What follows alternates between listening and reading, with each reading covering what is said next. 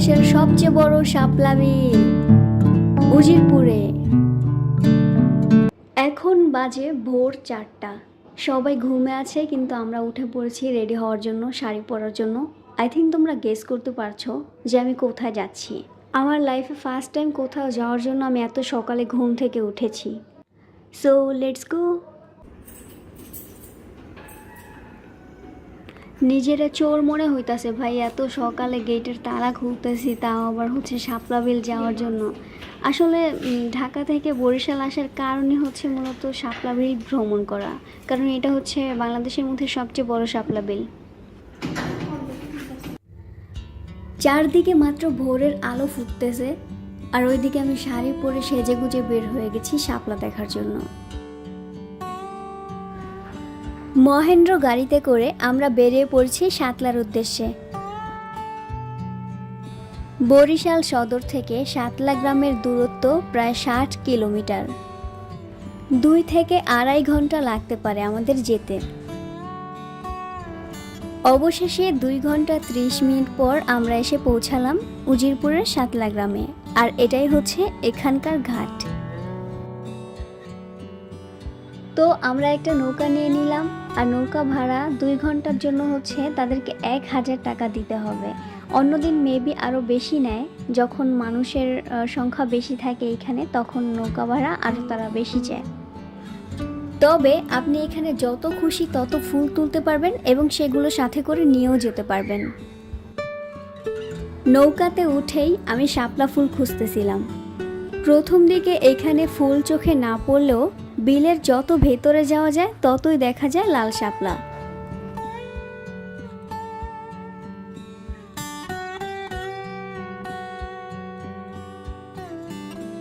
আর এই যে আমরা শাপলা রাজ্যে ঢুকে পড়েছি। আগাছা আর লতা পাতায় বিলের হাজারো শাপলা চোখ জুড়ায় পথচারীদের। এই বিলে ঠিক কবে থেকে শাপলা জন্মাতে শুরু করেছে তা নিয়ে কোনো সঠিক তথ্য জানা যায়নি। তবে স্থানীয় বয়স্কদের কাছ থেকে জানা যায় জন্মের পর থেকেই এভাবে শাপলা ফুটতে দেখেছেন তারা। এ যেন শাপলার রাজ্য। লতা পাতা ও গুল্মে ভরা বিলের পানিতে শত সহস্র লাল শাপলা হার মানিয়েছে সূর্যের আভাকেও।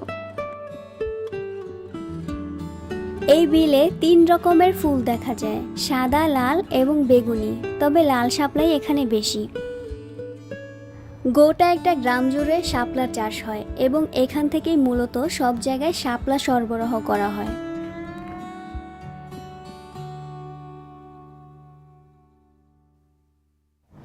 শাতলা নামের এই গ্রামটির প্রায় 10,000 একর জলাভূমিতে শাপলা চাষ করা হয়।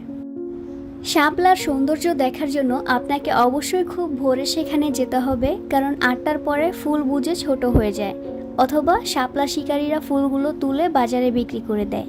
তাই সবচেয়ে ভালো হয় রাতে গ্রামে থাকতে পারলে, কারণ গ্রাম থেকে শাতলা ঘাট খুবই কাছে। আর আমরা যেহেতু বরিশাল সদরে ছিলাম, তাই খুব ভোরবেলা আমরা রওনা দিয়েছিলাম যেন ফুটন্ত ফুলগুলো দেখতে পারি। মার্চ থেকে শুরু করে নভেম্বর পর্যন্ত শাপলার পুরো সিজন এখানে, তাই এই সময়ের মধ্যে আসলে আপনারা শাপলা দেখতে পাবেন।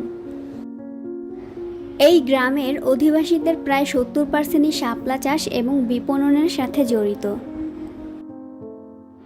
এখানকার প্রাকৃতিক পরিবেশ এতটাই সুন্দর ছিল, আমাকে এতই মুগ্ধ করেছে যে আমার মন চাচ্ছিল না যে এখান থেকে আমি ফিরে যাই, মনে হয় এখানেই থেকে যাই।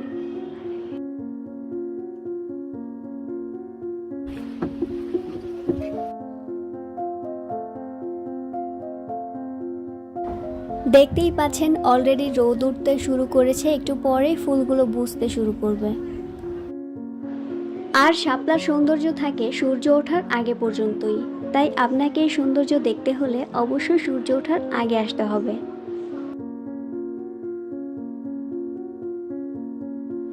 আমার হাতে থাকায় ফুলের তোড়াটা মাঝি ভাই বানিয়ে দিয়েছে, এছাড়া তারা মাথার ক্রাউনও বানিয়ে দেয়।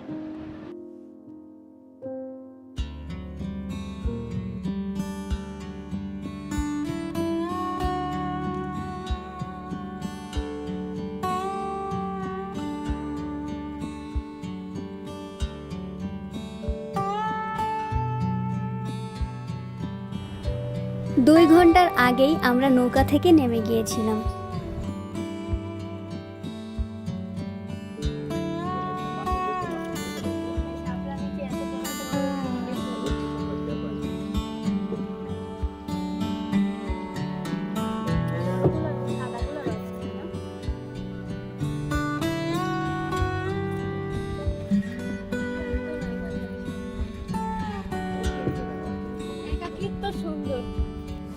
আমাদের বিল ভ্রমণ শেষ আর এখন আমরা ঘাটে ফিরে যাচ্ছি।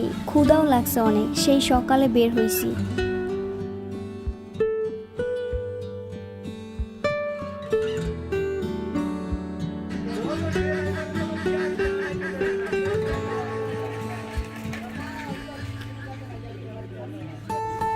বিল থেকে যেই শাপলাগুলো আমরা তুলেছিলাম সেগুলো আমরা বাসায় নিয়ে যাচ্ছি, আর মাঝি ভাইকে বলেছি এগুলো বেঁধে দিতে। শাপলা বিলের কাছেই শাপলা গার্ডেন নামে একটা রেস্টুরেন্ট আছে, আর এখান থেকে আমরা খিচুড়ি এবং হাঁসের মাংস নিয়েছিলাম।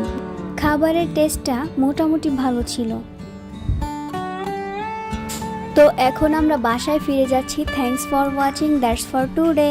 আমার ভিডিওটা ভালো লাগলে অবশ্যই লাইক, কমেন্ট অ্যান্ড সাবস্ক্রাইব করতে ভুলবেন না। আল্লাহ হাফেজ।